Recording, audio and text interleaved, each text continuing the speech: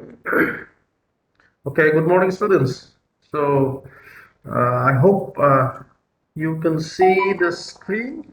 Can you, everybody?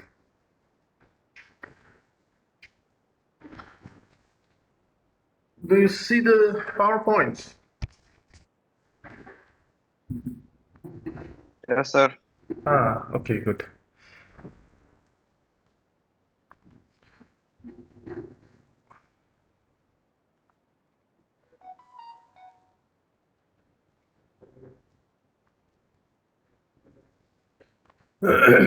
Okay, so let us start with this, I'd say, extra class today. So, what I plan is today, tomorrow, and day after tomorrow, I'll take some consecutive classes.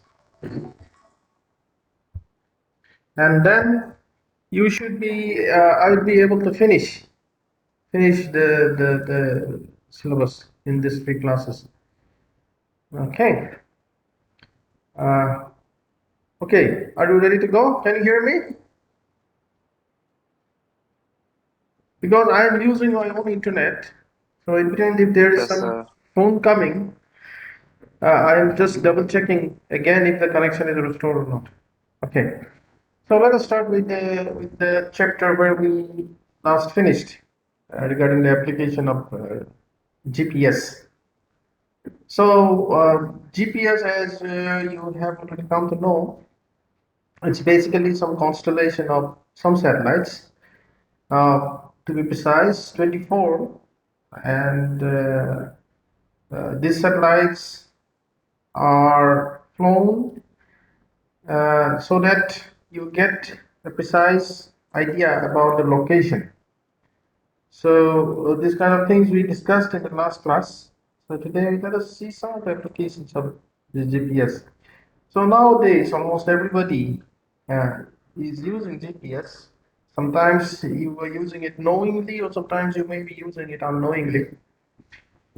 Uh, some of these applications include vast amount of applications, especially in the area of agriculture. So, as you know, India is a country which is vastly dependent on agriculture.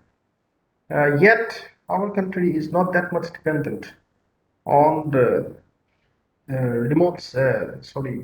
this is what is known as precision agriculture. So, what is a precision agriculture? Precision agriculture is an example of agriculture where there is very less involvement of people, and then there is a high involvement of some of the high tech technologies. So, these high tech technologies include some of the modern technologies such as GPS. So, as you see it on the screen, there is a tractor, there is a vast plot of agricultural land, and then the tractor, you don't see too many people. So, what this tractor is doing is this tractor is sowing seeds onto the piece of land, which is actually guided by a GPS satellite. That means the tractor knows where it should be going, at what speed it should be going, and then when it does have to take a turn. And at the same time, in which exact interval of time it has to do that work of uh, putting the seeds into the soil is known as sowing. Okay, so these kind of technologies are quite popular, which is becoming increasingly popular in the developed countries and the countries where you have a real scarcity of agricultural land. So, including countries in the European Union, some of these countries in European Union, also one of the countries in Asia is Japan, and also in the US, we see increasing number of use of this precision agriculture.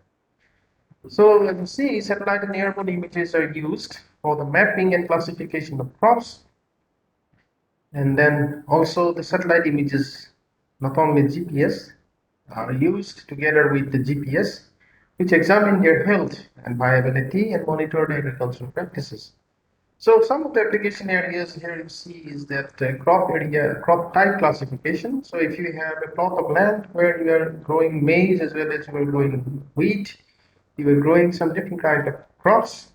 In order to know the different types of crops, or in order to know the classification, remote sensing satellite images are used together with the GPS. So at the same time, you have another application area which is the crop condition assessment, how well the crop is growing, at what stage is the desired growth achieved or not. This kind of assessments, in order to know, people use this precision agriculture, which includes remote sensing and GIS and GPS. Then crop yield assessment. Yield is the productivity per square area of land. So before the farmer wants to sell his crop, he needs to know how much of a money he can make out of this production. So for that, knowing the amount or right amount of yield is quite important for the farmers. And in those areas also, precision agriculture and remote sensing comes into play. So apart from that, mapping soil characteristics, including what are the nutrient values of the soil, including the properties such as pH, soil moisture. These are some of the activities which can be known or which can be mapped by use of uh, these kind of advanced technologies, and also an overall mapping of soil management practices. So if you are using a kind of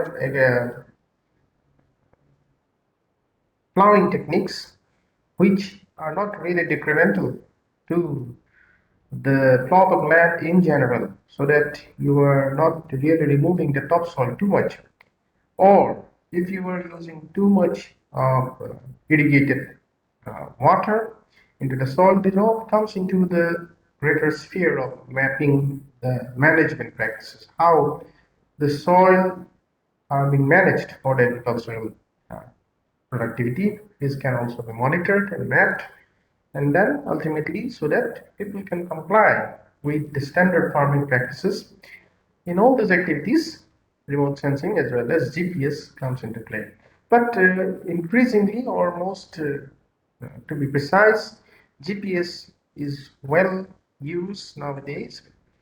It is known as precision agriculture. That I have said, like at what amount of water has to be irrigated uh, per crop, or what rate the tractor should be advancing into the crop field.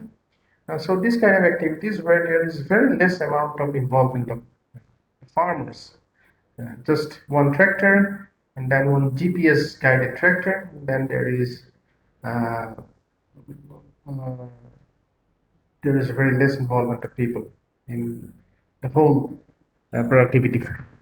So this is which is known as some of the application areas in agriculture.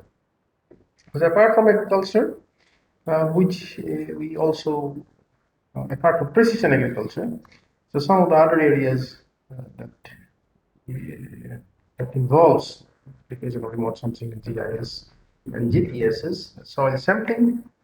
For soil sampling is to collect a sample of soil, so that suppose you were going to uh, you are thinking of doing some sort of agricultural uh, produce in your own plot of land. So whether the plot of land is really useful for that or not, for that you need to know what are the pH values or what are the other nutrient values in that particular plot of land. For that you have to do some sampling analysis, and then you will be really requiring some sort of analysis that suits the kind of crop that you were thinking of growing. For that, you will collect the samples from various plots of land, and then you will be doing some sort of soil sampling. If the land is quite big, in that case, you will need remote sensing or help for remote sensing. At the same time, weed location, if there is some undesired weed that is growing up, then you want to know how to control it. For that, you can use this sort of technologies.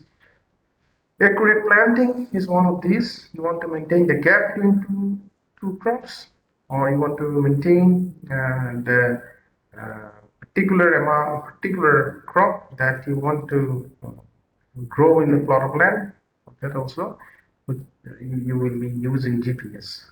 People are using GPS. Apart from that, creation of yield maps, as I said, discussed before, how much of the yield someone is expecting from his cropland, that can be known beforehand. And not only in these all activities, people are using precision agriculture and tractors for harvesting, which is actually guided by a GPS, so that people less involvement of people and then increasingly more involvement of uh, this modern technologies, GPS guided tractors. So these kind of things, I think you have already seen some of the now modern videos which are available, or some of the movies also, harvesting in vast fields using only one or two tractors. Okay. These are again some of the other application areas: environmental control, soil sampling, machinery direction, so which way the tractor should be going, assessment for the available water in the areas, so if there is water underneath the land or not, people can know through the use of remote sensing and then this GPS technology, and then also contour mapping. So contour mapping is, as we discussed in one of the classes, which is known as DEM, or digital elevation modeling. You can generate for your own plot of land. Okay, so apart from that, other application areas of GPS includes sustainable development, which is a part of forestry. So forestry is to manage the forests, okay, so that you there is not too much deforestation, undesired exploration or exploitation of the forest resources, and then the forest is managed in a sustainable manner. For that, you can monitor the forest now in a continuous manner, and people are using increasingly high resolution satellites in order to do that. So here in the photograph, as you see, it is a photograph taken from some of the areas in the rainforest in Brazil. So here you see the forest has been continuously or vastly being exploited. One part of the forest is being totally cut, and then the other part is still remaining. But this kind of activities people still can monitor through the use of modern day satellite images, and also these GPS technologies. So apart from that, biodiversity monitoring. Biodiversity is the resources which are available inside the forest. That includes not only trees but also the animal and the plant aquatic life. So you can do the assessment how much of the resources are there available, and then which way we should be uh, using these resources so that it sustains for a longer time. Then there are some legal commercial logging operations that may take place in some part of the forest, which can also be monitored through the use of remote sensing GPS technologies. And then apart from that, if there is a shoreline and watershed, how to protect those shoreline and watersheds uh, in case of a part of the monitoring process. Uh, this can also be used. So shoreline and watershed protection is actually increasing concern in the context of nowadays increasing sea level, because if the sea level is rising, the shorelines in many parts of the world are depleting. Means the shoreline is coming inside the land, and then uh, it is of great concern for the people whose livelihoods are dependent mostly on the shoreline, and then people who are living on the shoreline and they are depending on these lines for their livelihood, such as the fishermen or people who are anyway living near the shoreline. Because once the land is being eaten away by the sea, they lose their resources to continue their life and livelihood. And then we can actually monitor how the shoreline is shifting or how the shoreline is changing over the decades, and which is happening in the shoreline is also is really important and relevant in case of a watershed which is inside the land. So remember, we talked about watershed before in the class. So watershed is the area where if there is any amount of rainfall that is happening, ultimately within that part of that area, it will ultimately converge into a single point and then it will drain out. So that part where all these water is falling within that area is converging into a single point, it will be forming a watershed. So all rivers are actually part of a watershed. Not only uh, this is an explicit list, but also there is a wildlife habitat monitoring. How many monkeys are there? How many tigers are left? How many elephants are there? If their population is increasing or decreasing, this also can be monitored as a part of greater forestry and sustainable development of the forest resources. Okay. Then also it is highly used in case of geology. So geology, whoever is an expert in geology, they may be quite familiar with these terms. Bedrock mapping, lithological mapping, structural mapping, sand, gravel exploration, mineral exploration. So all these kind of explorations. So here, as you see on the screen, there are some of the lineals, which is a part of some of the lithological mapping that you see these linear features, and this can actually be mapped. So apart from that, on the background of these linear features on the screen, you see some of the colorful polygons, which are a part of the different kinds of, I think these are uh, rocks, granites that you see pink color. This is younger granites or older granites. Must go. I'm not really gonna see the names, but these are part of the rocks. Part from on over the top of these rocks, you see this linear feature, which is a part of the lithological mapping. So for a geologist, this is an area, or this is a very important kind of information which can be collected using GPS technologies nowadays. And as you see here, this is an image which is I am showing here, and then it is taken from this paper.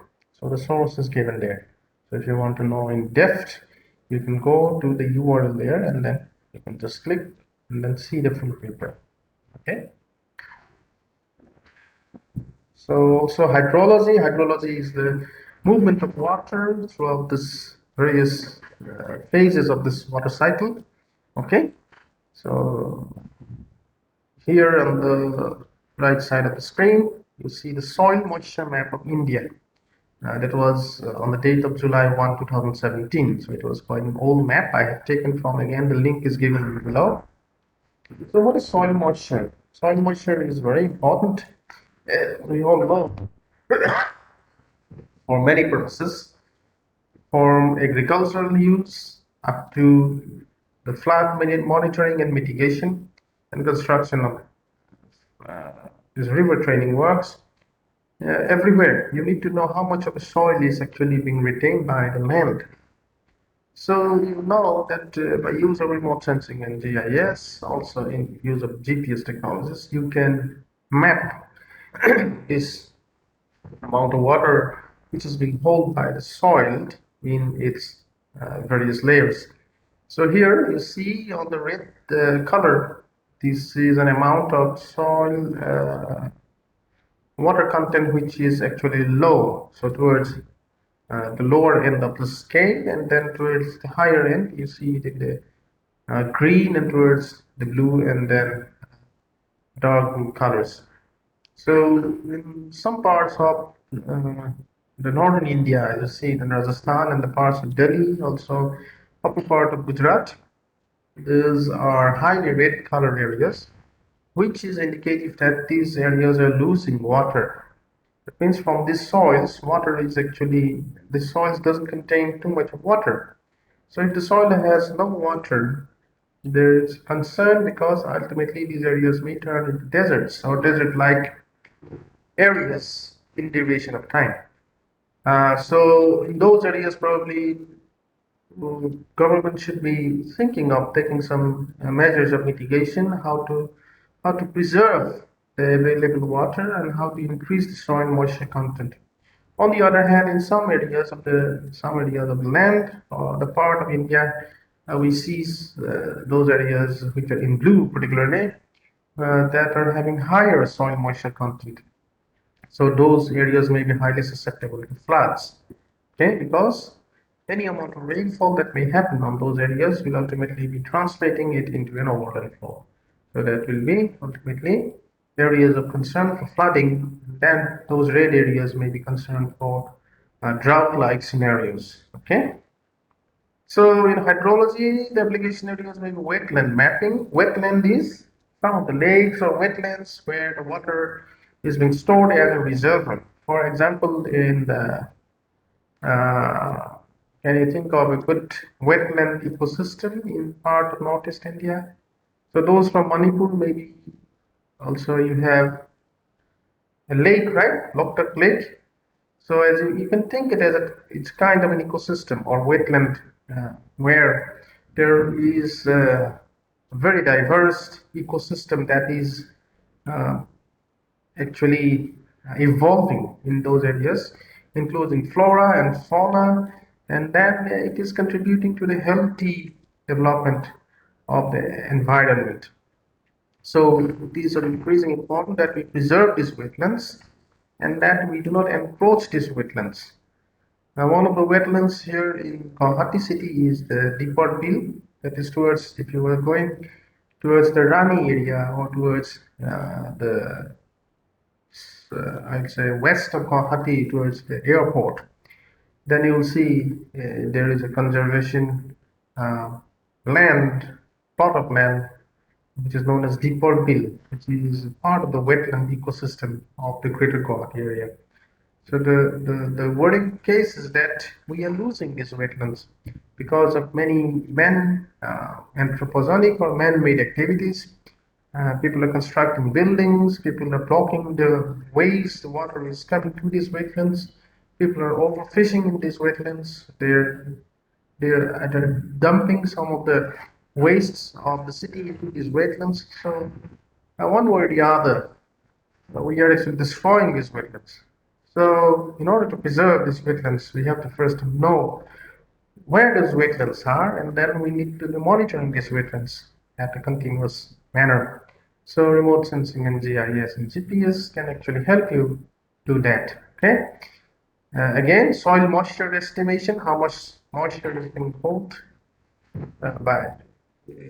by the soil. That is another example. Some of the countries where you have a high amount of snow, you can measure the thickness of the snow, which is also needed because ultimately the snows will be translated into water, and then you have to know how much water will be contributed from these snow volumes. So in those areas, we need to know how much thickness of the snow is. And for flood mapping or flood monitoring also, we use mostly increasing the microwave remote sensing satellites. And then glacier dynamics. So glacier dynamics, glacier is now a very important subject, particularly emerging in the face of increasing climate that is becoming warmer and warmer because ultimately these glaciers are depleting. That means the glaciers are retreating and then uh, they are just vanishing from the face of the earth. So if the glaciers are no more there, there will be no water in many parts, many rivers of this country, or many rivers all across the world. So glacier dynamics means um, how fast these glaciers are retreating, or how fast these glaciers are actually evaporating from the face of the earth. So some parts, these glaciers are already vanished. There are no glaciers which used to be earlier about 30 years ago or about 20 years ago. And in some parts, these glaciers are actually really depleting very fast. So scientists are concerned, people are concerned in general, and in order to know how much is the retreating speed or how much is the evaporating speed of these glaciers, remote sensing satellites are vastly reduced. Okay, so all this comes under a greater sphere of hydrology or its application in hydrology. Apart from that, land use management. As I said, land use and land cover are two words which are uh, quite frequently used. So land use is how the land is being used. Land cover is what actually is there on that part of the land. So if I say it is an urban area, that means it is a land cover. Now, if I say this is an urbanized area which is being used as a bus stand or bus terminal, that is an example of a land use. Okay. So some of the application areas are natural resource management. So whatever resources are there which are occurring naturally in those part of the land, how people are going to manage those as a part of sustainable exploitation or sustainable use of the resources will be a part of natural resource management. You can plan only if you know what is there at a certain amount of time. So in that case, remote sensing satellites are very helpful, which goes not only to natural resources, as I said, wildlife habitat protection. So some of these areas, such as Manas in Assam or Kaziranga, or some areas such as Povitara near your university, these are protected areas for wildlife habitat. So you cannot go there and really go into the forest and do whatever you want. So what is the boundary of these protected wildlife areas? You can only plan only if you have a bird's eye view of the extent of this forest cover or extent of the natural, uh, I'd say natural movement of this animal habitat in those areas. For that, satellite images are vastly important. Urban sprawl modeling means how the town or how a city is expected to grow. You can model that. So depending on various factors in GIS or the use of GPS in remote sensing, there are different models. One is known as the Salute model. People can see the dynamics of this change or how a city is expected to grow in the next 10 years. So in which direction the city actually is growing, or city is expected to grow with the present conditions. So if you fit those conditions into the model will yield you some results. Ultimately, depending on those results, you can plan in advance. Okay, so if I say that Guwahati city is growing more towards the west in the next 10 years, then probably the price value of land towards the west will be increasing as compared to the other parts of the city. So this is just an example. So you can people are using it for many other application areas. So urban sprawl modeling or urban growth modeling, it's a part of natural land use management. Okay. Okay. So that's for today. So uh, I would like to take a break here and then just if you have any questions till now. Anyone? Questions? No question? Everything very clear? By the way, when are you coming to the university? Do you know the dates that you are expected to arrive here?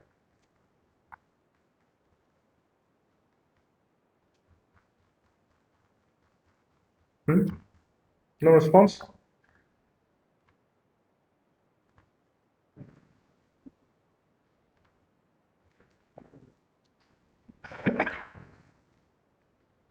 Okay. So everything is clear? Then I'll stop it for the time being and then we'll meet tomorrow. Okay? I'll let you know the time. So tomorrow and the day after tomorrow, I'll be finishing with the remaining syllabus. Not much is left. Yes. Okay. Okay.